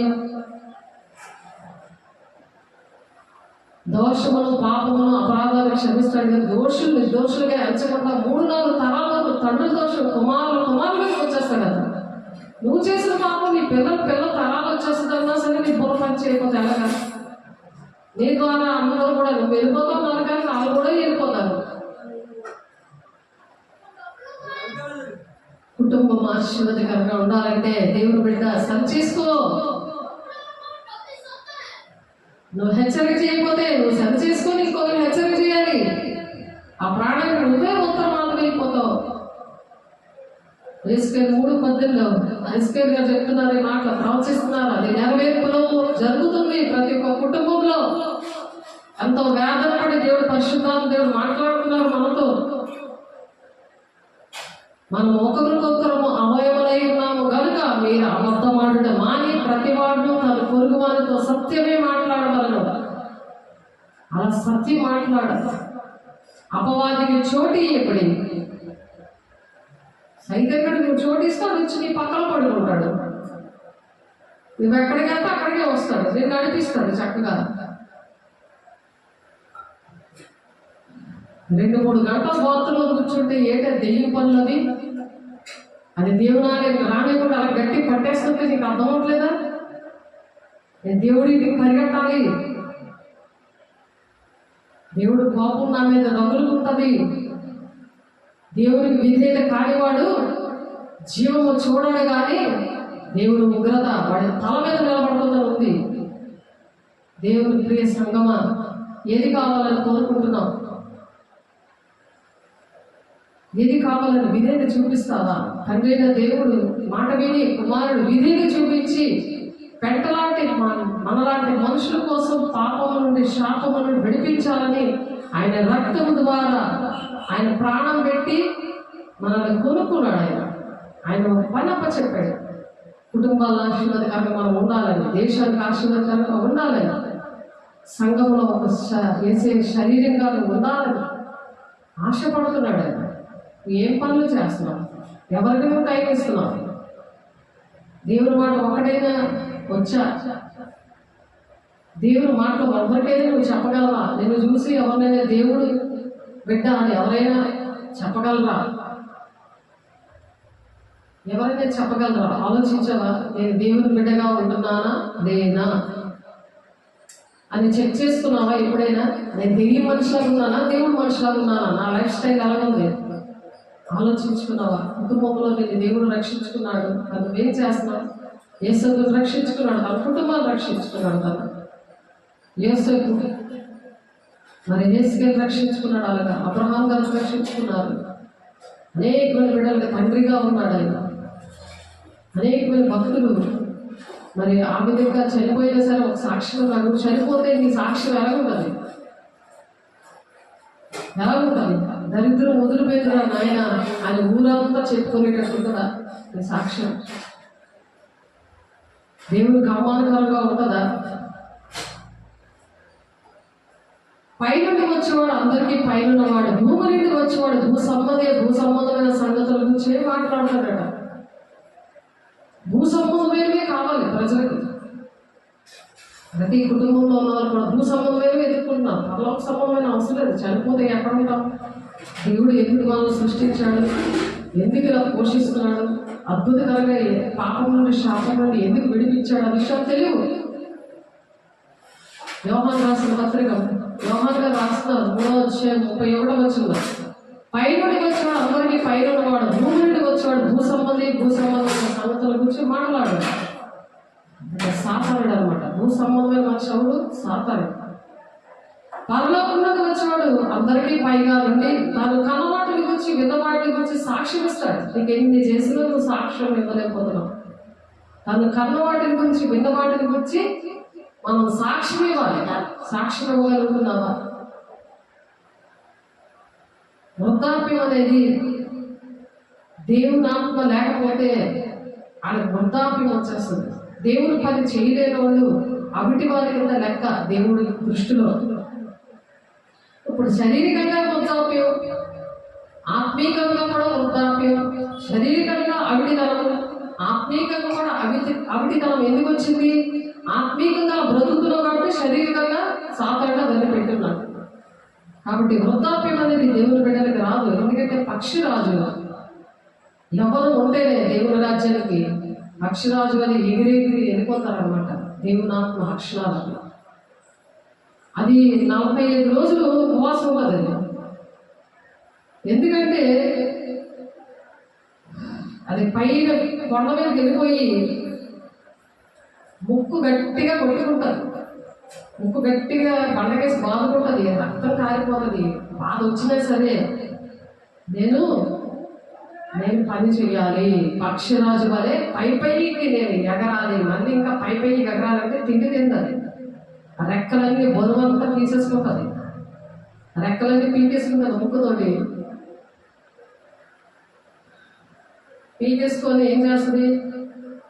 ఇంకొక 30 సంవత్సరాలు నేను బ్రతకాలని అది దగ్గర 40 రోజుల దగ్గర అదేంటంటే భోజనం చేయదు. ఎందుకంటే అంతవరకు ఈ ముక్కు మళ్ళీ కొత్త ముక్కు రాదు, తిండి తినలేదు, అలా ఉపవాసం ఉంటుంది, అలా బాధపడుతుంది.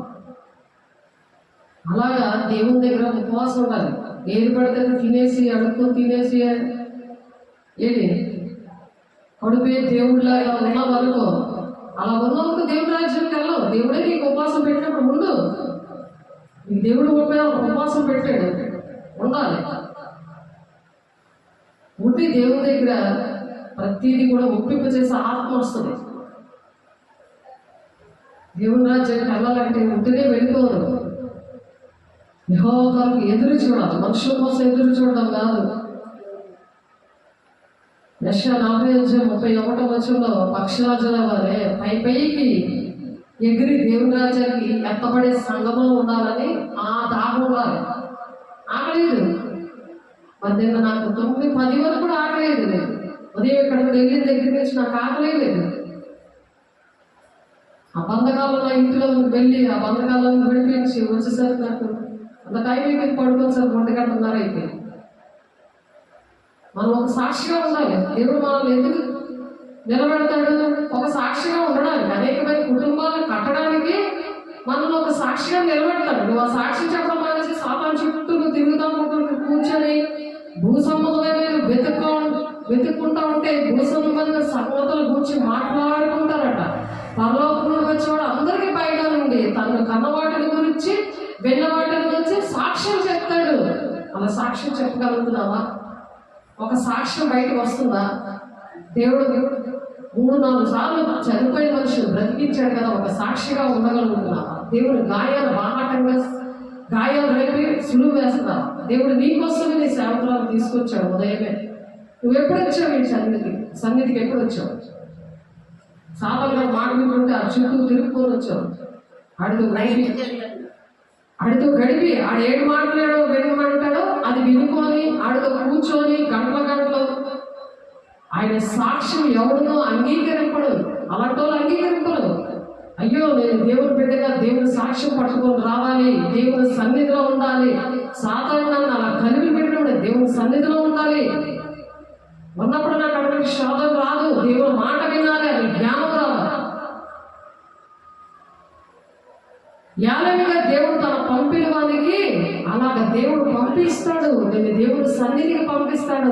దేవుడు నీకు ఇష్టమైన సాధారణకి ఇష్టమైన అపవిత్రమైన ప్లేస్లో కూర్చొని ఉన్నావు. అప్పుడు నీ దగ్గర నీకు సాక్ష్యం ఎలా వస్తుంది? ఆడు అపవిత్రమైన ప్లేస్ నేను తీసుకెళ్తున్నాడు. సాధారణ ఎక్కడ తీసుకెళ్తాడు? అపవిత్రమైన ప్లేస్కి నేను తీసుకెళ్ళి గంటల అక్కడే కూర్చోబెట్టేస్తాడు. ఆడి కౌలు ఇచ్చుకొని నీతో కూర్చోంటాడు. అది నీకు అర్థం అవ్వట్లేదు. దేవుడు సేవకులు చెప్తే నీకు అర్థం అవ్వట్లేదు. నీకే ప్రాబ్లం వచ్చినా దేవుని సన్నిధి పరిగెట్టుకొని వచ్చేయాలి అంటే అది వినట్లేదు. ఎంత దేవుడు ప్రేమించి దేవుని బిడ్డలు ప్రేమించి నీకు అన్ని చేసి పెడుతున్నా ఏమీ లేదు అన్నట్టుగా నేను దేవునికి మనుషులకి ఒక సాక్ష్యం లేకుండా సాతాను ఆడి చంకలు గుద్దుకొని నాకు మంచి ఆహారం దొరికింది అని గొంతు వేసి ఆ బలం దూపం వేసాడట. దూపం వేసుకున్నాడు. ఆడు బలంలో పడ్డావు, మంచి ఆహారం దానికి రోజు దొరికిందని ఆడి గొంతులు వేసుకున్నాడు. నువ్వు చక్కగా ఆడికి దొరికావని ఆడిని సంతోషపెడుతున్నావు. కుటుంబాన్ని కానీ గ్రామాన్ని కానీ సంఘాన్ని కానీ సంతోషపెట్టిగా అన్నట్టుగా లేవే అని మారుమనసు పొందుకోవాలి కదా. మళ్ళా పదే ఎన్నిసార్లు గర్తించిన లోపడ్డ వారికి శ్రమ ఉంది. దేవుని వాక్యం, దేవుని సంగమా ఆయన సాక్ష్యం అంగీకరించిన వాడు దేవుని సత్యవంతుడని మాటకు ముద్ర వేస్తున్నాడు. యాలగా దేవుడు తన పంపిన వారికి ఎప్పుడైతే నువ్వు దేవుడి మాట విని ఏదైనా ప్రాబ్లం నీకు వచ్చినప్పుడు వెంటనే దేవుని సన్నిధికి రావాలి. అపవిత్రమైన ప్లేస్లో నువ్వు కూర్చోకూడదట. అక్కడ సాధారణంగా నేను కౌలించుకొని గట్టిగా కూర్చున్నాడు. అపవిత్రమైన ప్లేస్లో కూర్చోబెట్టుకున్నాడు. నేను జ్ఞానం రావాలి కదా. అమ్మో నేను అపవిత్రమైన ప్లేస్లో ఉన్నాను, నేను పవిత్రమైన ప్లేస్ దేవుడు నన్ను పిలిచాడు.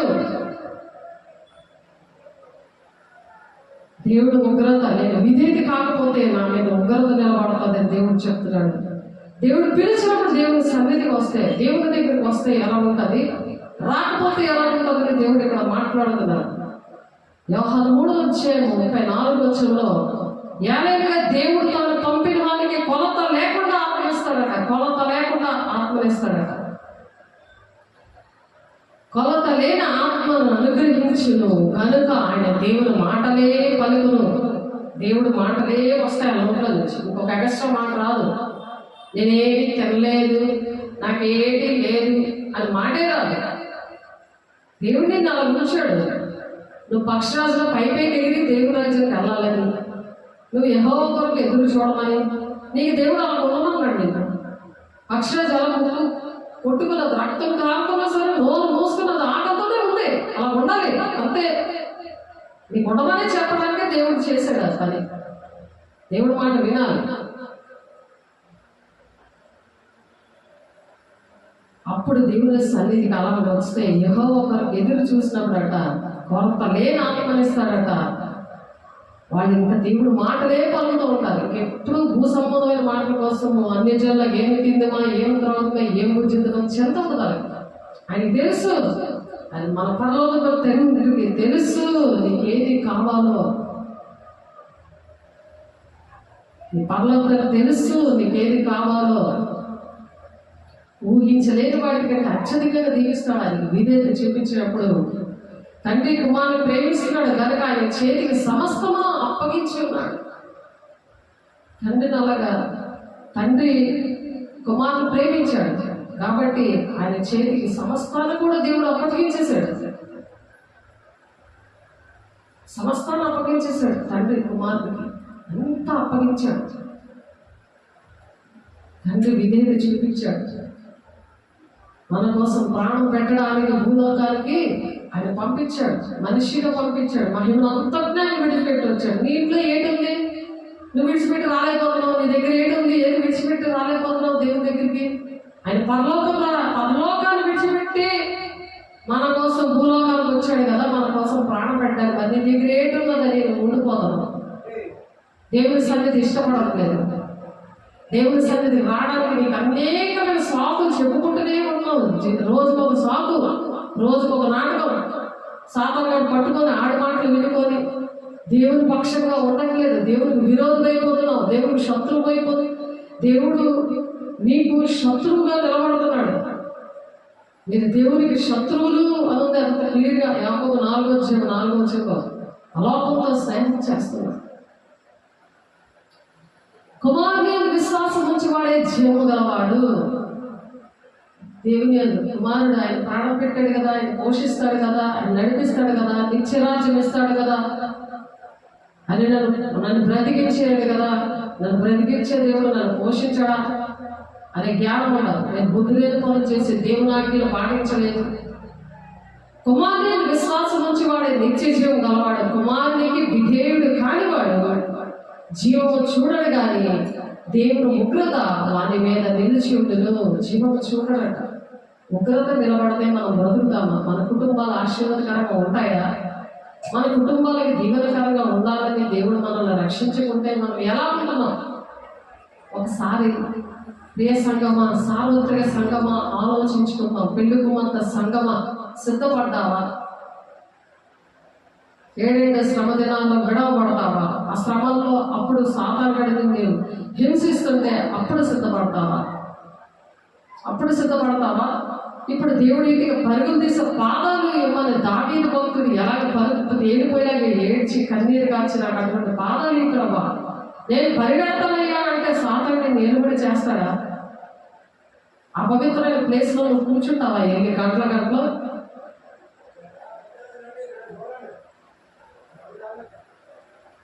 కుమారుని విశ్వాసం ఉంచబడే కుమారుని విశ్వాసం ఉంచాలి.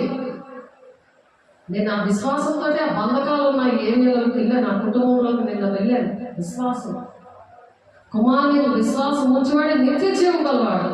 నిత్యము నేను జీవించడానికి తినకపోయినా, నిద్ర సరిపోకపోయినా మళ్ళీ నేను టైంకి వచ్చి నేను ఇక్కడ దేవుని బిడ్డల కోసం, అవిధేయులైన పిల్లల కోసం దేవుడు మళ్ళీ నన్ను నిలబెట్టుకున్నాడు. నా డ్యూటీ నేను చేస్తున్నాను. నువ్వు వినకపోతే నువ్వు ఎక్కడుంటావు? రే సంగమా, సార్వత్రిక సంగమా, నువ్వు ఎక్కడుంటావు?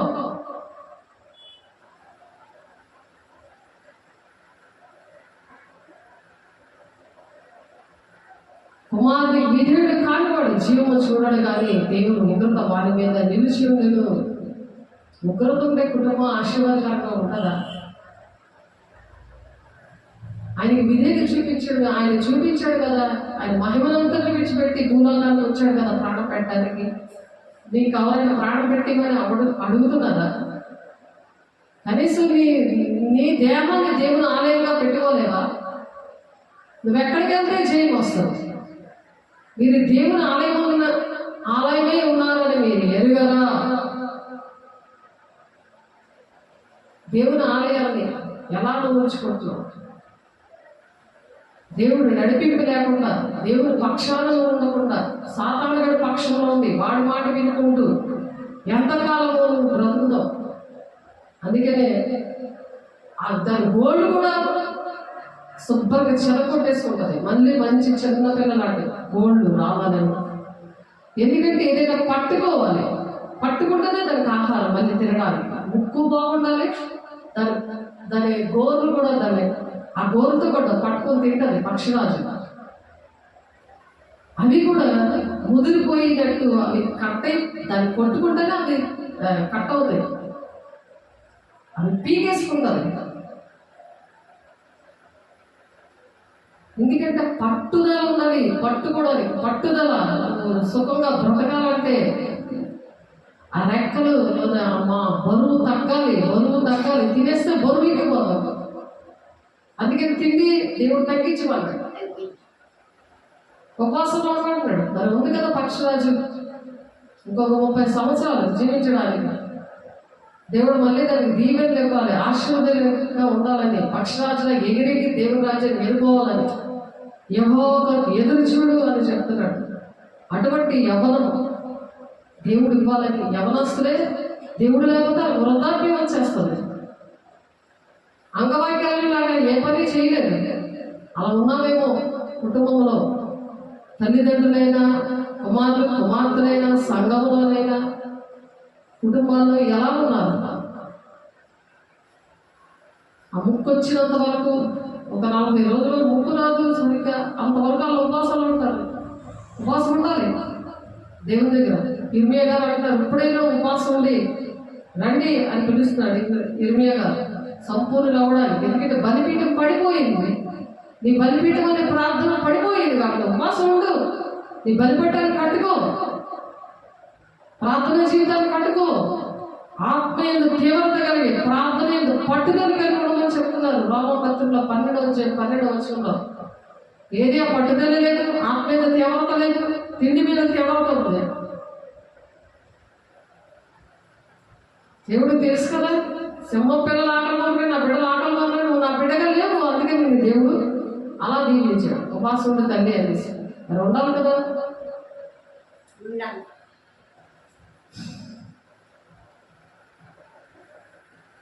కాబట్టి దేవుడు ఇచ్చినవి, దేవుడు మాటలు వినాలి, దేవుని ఆజ్ఞలు పాటించాలి. ఆశీర్వాదకరంగా కుటుంబం ఉండడానికి క్షయమైన ఆహారం కొరకు కష్టపడుకుడు కానీ నిత్య జీవము కలుగజేయు అక్షయమైన ఆహారము కొరకే కష్టపడి మనుష్య కుమారుడు దాన్ని మీకు ఇచ్చును. ఇందుకే తండ్రిగా దేవుడు ముద్ర వేసి ఉన్నాడని చెప్తున్నారు. దేవుడు ఇందుకే ముద్ర వేశాడు దేవుడు బిడ్డల మీద. అక్షయమైన ఆహారం అంటే దేవుని యొక్క వాక్యం, దేవుని యొక్క మాటకు లోబడడం.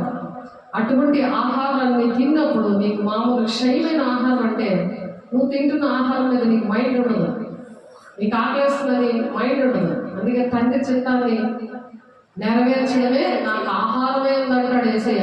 అన్ని నేర్పించి వెళ్ళాడు ఆయన. అందుకే క్రీస్తుకు కలిగిన సంపూర్ణత గలవార మనుగడకు అన్ని విషయాల్లో మనం ఎదుగుదాం అని అంటున్నాడు ఆయన. ఎఫెసీ 4వ ఉంటుంది ఆ మాట. దేవుడు పని చేసి అలా ఎదగాలని దేవుడు ఆశపడి, ఏ సంగమా దేవుడు మాట్లాడుతున్నారు, దేవుని రాజ్యంలో ఉండాలి, యుగాలు ఉండాలి, అది మన గురి. అని గురి అంతకే పరిగెట్టండి అని పౌలు భక్తులు చెప్తున్నారు.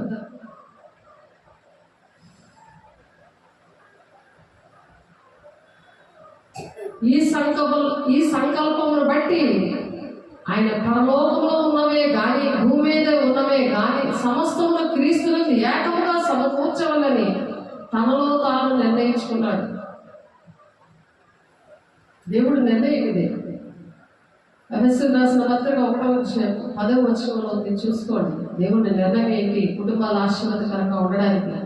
మరియు క్రీస్తునందు ముందుగా నిరీక్షించిన మనము తన మహిమకు కీర్తి కలుగజేయవలెనని, తన మహిమ కలుగు మనం జీవించాలని ఆయన ఆశ. ఆయన పిల్లలు అలా ఉండాలని, దేవునికి అవమానకరంగా ఉండాలని ఆయన ఆశ కాదు. ఆయన గుణాలు ఉండాలి, ఆయన లోపం కనపడాలి మనలో. అలాంటి అద్భుత కార్యాలు మన ద్వారా చేయిస్తానంటున్నాడు ఆయన. దేవుడు తన చిత్త ప్రకారమైన సంకల్పం బట్టి మనలను ముందుగా నిర్ణయించి ఆయన స్వాస్థ్యముగా ఏర్పాటు చేసుకున్నాడు. దేవుని బిడ్డలుగా స్వాస్థ్యము, ఆయన సంపాదన, ఆయన సొత్తైన ప్రజలు, ఆయన ఆస్తి అని వేసి మనల్ని రక్తమిచ్చి అందుకు కొనుక్కున్నాడు. తిని పడుకుంటామని కాదు, నేను కొనుక్కోను. అపవిత్రమైన ప్లేసులో కూర్చుని ఉండిపోతారు కాదు, గంటల గంటలుగా. ఆయన స్వాచ్ఛంగా ఏర్పరచను. ఆయన తన చిత్తానుసారంగా చేసిన నిర్ణయం చెప్పున సమస్త కార్యములు జరిగించుచున్నాడు. మీరును సత్యవాక్యం అనగా మీ రక్షణ సువార్తను విని క్రీస్తునందు విశ్వాసం ఉంచి వాగ్దానం చేయబడిన ఆత్మ చేత ముద్రింపబడితిరి. నేను నాకు ముద్రించాడు మిమ్మల్ని. సామాన్యుడితో ముద్ర వేయలేదు. ఇష్టం వచ్చాడు తిరగడానికి. దుష్టుడు కట్టు లేకుండా తిరుగుతాడట. దుష్టుడు ఎవరో చెప్పకుండా పరిగెట్టి పారిపోతాడట. దేవుని బిడ్డలు ఎప్పుడైతే దేవుని సన్నిధికి వస్తాడో ఎవరికి చెప్పడు, పారిపోతాడు. నీ దగ్గర నుండి పారిపోతాడు. నువ్వు దేవుడు సన్నిధిలో ఉన్నావని, దేవుడు మాటలు వింటున్నావని. వాడికి దేవుడి సన్నిధి అంటే భయము, దేవుడు దైవజనులంటే భయము, వాడికి దేవుని బిడ్డలంటే భయము. నువ్వంటే ఎందుకు ఇష్టపడుతున్నాడు? నువ్వు వాడి మాట వింటున్నాడు కాబట్టి, నువ్వు దేవుడి మాట వినట్లేదు కాబట్టి, నువ్వంటే ఇష్టపడిపోతున్నాడు. ఆడికి ఇష్టమైన పనులు చేస్తున్నావు కాబట్టి. దేవునికి మహిమ కీర్తి కలుగుడికి ఆయన సంపాదించుకున్న ప్రజలకు విమోచనము కలుగు నిమిత్తము ఆత్మ మన స్వార్థములకు సంచకరుడుగా ఉన్నాడు. ఈ హేతువు చేత ప్రభువైన యేసునందరి మీ విశ్వాసము గూర్చి పరిశుద్ధులందరి ఎడల మీరు చూపుచున్న విశ్వాసము గూర్చి ఉందని వినినప్పటి నుండి మీ విషయమై మానక దేవునికి కృతజ్ఞతలు చెల్లిస్తున్నాను. పౌలు భక్తుడు మరి ఎఫెసీ సంఘము దేవుని మాట విని మంచి పేరు తెస్తుందని పౌలుకి కృతజ్ఞతాస్తుతులు చెల్లిస్తున్నాడు అక్కడ. మరి మీకోసం కృతజ్ఞతాస్తుతులు చెల్లించాలా? ఏడవాలి ఏంటి? అపవిత్ర ప్లేస్లో చక్కగా గంటల కూర్చొని వచ్చినందుగా కృతజ్ఞతాస్తుతులు చెల్లించాలా? ఏడుస్తాడు. పరిశుద్ధాత్ముడు దుఃఖపరచొద్దు అని చెప్తున్నారు ఇక్కడ. కాబట్టి నేను మీతో చెప్పినది ఏమనగా, మనుషులు చేయి ప్రతి పాపములకు దోషని వారికి క్షమింపబడును కానీ ఆత్మ విషయమైన దూషణకు పాపక్షాపన లేదు. దేవుని మాట వినకపోతే నువ్వు దేవుని దూషించిన లెక్కలోకి వస్తావు. పాపక్షాపం లేదు. అది 12 వచ్చాము 31 వచ్చంలో ఎందుకు అలాగా ప్రవర్తిస్తుంటారు? నా పక్షం ఉందని వాడు నాకు విరోధి. దేవుని పక్షాన లేదు. దేవుని పక్షాన అయితే ఉదయమే ఇక్కడ ఉంటాం. 7 గంటలకు చర్చ స్టార్ట్ అవుతుందంటే 7వ గంటకు ఉంటాం. 11:30 రావు. 7 గంటలకు చర్చ స్టార్ట్ అవుతుందని నేను చెప్పినప్పుడు ఎప్పుడు రావాలి? దేవుని పక్షంగా ఉన్నావా? నువ్వు దెయ్యం పక్షంగా ఉన్నావా? నీ గురించి కృతజ్ఞతలు చెల్లించాలా? ఆలోచించు. భయం లేకుండా ఎలా ప్రవర్తిస్తున్నావో, ఎవరి పక్షాలు నువ్వు ప్రవర్తిస్తున్నావు. దేవుని పక్షాలు ఉంటే సరిగ్గా 7 అయ్యేసరికి ఇక్కడ ఉంటావు. దేవుని మాట వింటే దేవుని రాజ్యంగా వస్తుంది. లేకపోతే సిద్ధపడలేవు. దేవుని మాటలు నీ ఒంట్లో ఎక్కట్లేదు. ఆడ గురుగులు విత్తి వెళ్ళిపోతున్నాడు. సైతం కూడా ఆలోచన పెట్టేస్తున్నాడు. వాడి మాట ఎక్కువ ఆడ పట్టుకొని పడుకుంటున్నావు. ఆడుతుంటే కలిసి ఉంటున్నావు రాత్రి పగులు. ఆడు నిన్ను అలా అపవిత్రమైన ప్లేస్లో కూర్చోబెడుతున్నాడు. ఆడు నడిపిస్తున్నాడు. దేవుడు పిలుస్తుంటే రావట్లేదు. నేను పిలవడానికి 10 మంది రావాలి, అయినా రావదు. అలాగే తిరగేసి బాగు చేస్తుంటావు సైతం గారు. కృతజ్ఞతలు ఎవరి కోసం చెల్లిస్తున్నాడు ఇక్కడ పౌలు? మీ విషయం మానవ దేవుని కృతజ్ఞతలు చెల్లిస్తున్నాను. దేవుని బిడ్డలు కొంతమంది ఉన్నారు, నమ్మకంగా చేస్తారు. వాళ్ళ కోసం కృతజ్ఞతలు దేవుడు చెల్లిస్తున్నాడు. వాళ్ళ కోసం ఎన్నో కోట్లాది స్థుతులు చెల్లిస్తున్నాను నేను. కానీ నీ విషయం దేవుడు ఏమంటున్నాడు? ఆలోచించు. మరి మీ మనోనేత్రం వెలిగింపబడినందున ఆయన మిమ్మల్ని పిలిచిన పిలుపు వల్లనైనా నిరీక్షణ ఎట్టిదో, పరిశుద్ధంలో ఆయన స్వాస్థ్యం యొక్క మహిమైశ్వర్యం ఎట్టిదో, ఆయన క్రీస్తునందు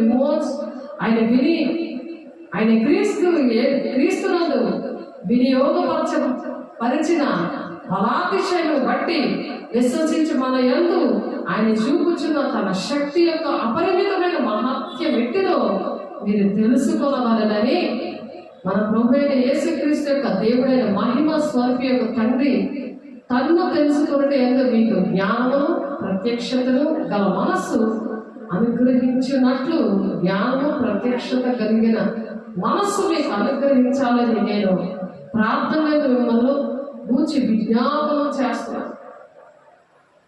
జ్ఞానము ప్రత్యక్షత కలిగిన మనస్సు కావాలని పౌలు గారు ఎఫెసీ సంఘం కోసం ప్రార్థన చేస్తున్నారు. ఇక్కడ ఎప్పుడు ప్రార్థన జరుగుతుంది, రోజు ఉదయం ప్రార్థన జరుగుతుంది. మరి ఇంటి దగ్గర నేను అలాగే ప్రార్థన చేస్తాను, ఒక్కొక్క మనిషి కోసం ప్రార్థన చేస్తుంటాం. కానీ ఆ ప్రార్థన కూడా చేరలేని పరిస్థితులు. ఎందుకంటే మీరు ఆ మాటలు ఉండకపోతే ఎంత ప్రార్థన చేసినా వ్యర్థమైపోతుంది. ఎవరు ప్రార్థన వాళ్ళదే ఎంతకని ప్రార్థన చేస్తారు. చాలా బాధ ఉంటుంది, వేద ఉంటుంది, దుఃఖం ఉంటుంది. అలాంటి వాళ్ళ కోసం, మాట వినలేని వాళ్ళ కోసం, తిరుగుబాటు స్వభావం చేసిన వాళ్ళ కోసం, దేవునికి ఇష్టంగా నడలేని వాళ్ళ కోసం చాలా దేవుడికి వేదన ఉంటుంది. ఆ దేవుని ఆత్మకి ఉన్న వాళ్ళకి కూడా వేదన ఉంటుంది. అందుకే మనుషులందరి కోసం ప్రార్థన చేయమన్నారు. అనేక మంది కుటుంబాలు పాడైపోవడానికి కారణం అదే. దేశం పాడైపోవడానికి, కుటుంబాలు ఆశీర్వాదకరంగా ఉండకపోవడానికి కారణాలు ఇవే. అది సరి చేసుకోవాలని దేవుడు బ్రతులాడడానికి చెప్తున్నాడు.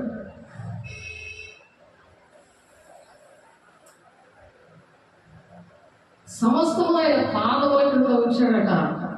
సమస్తము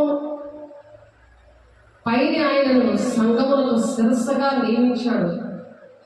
సంఘానికి శిరస్సుగా దేవుడు నియమించాడు. ఆ సంఘం ఆయన శరీరము. సమస్తము పూర్తిగా నింపుచున్న వారి సంపూర్ణత అయి ఉన్నది. ఆ సంఘం ఏంటంటే సమస్తము పూర్తిగా నింపుచున్న వారి సంపూర్ణత అయి ఉన్నది అంటున్నారు. సంఘం ఆయన శరీరం. ఆయన శరీరాన్ని బాధపడడానికి మంచిదా? సంఘంలో పని చేయాలి కదా. వేసే శరీరంలో అవయవంగా ఉండి ఎఫెసీయులు 1:23 ఉంది, సంఘము ఆయన శరీరము సమస్తము పూర్తిగా నింపుచున్న వారి సంపూర్ణత ఏమది. దేవుని సంఘం ఎప్పుడైతే బాగుంటుందో నీవు బాగుంటావు, దేశం బాగుంటుంది, కుటుంబాలు బాగుంటుంది. సంఘంలో నీకు ఏ పనప్పు చెప్పడం పని చెయ్యాలి.